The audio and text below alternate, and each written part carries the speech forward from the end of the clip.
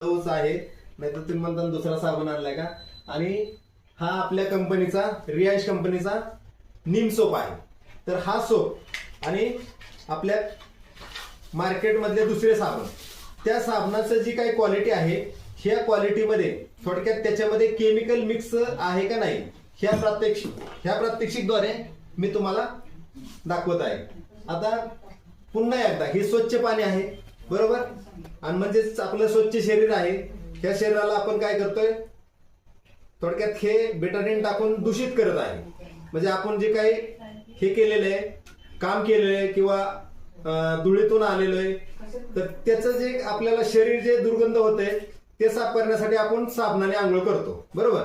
मग ते साबणाने आंघोळ जे करतोय, तर ती साबणाची आंघोळ थोडीशी म्हणजे जी काही स्वच्छता आपल्याला पाहिजे त्या स्वच्छ बी झालं पाहिजे. कारण शरीर स्वच्छ झालं तरच आपल्याला पुढे जे काही शरीराला चांगलं वाटणार आहे किंवा जे काही शरीरातील दुर्गंधी निघणार आहे.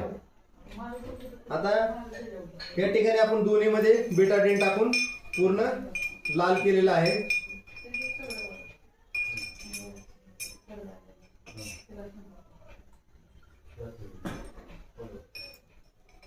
थोडस कलर एकमेकाचा सेम झाला थोडस तरी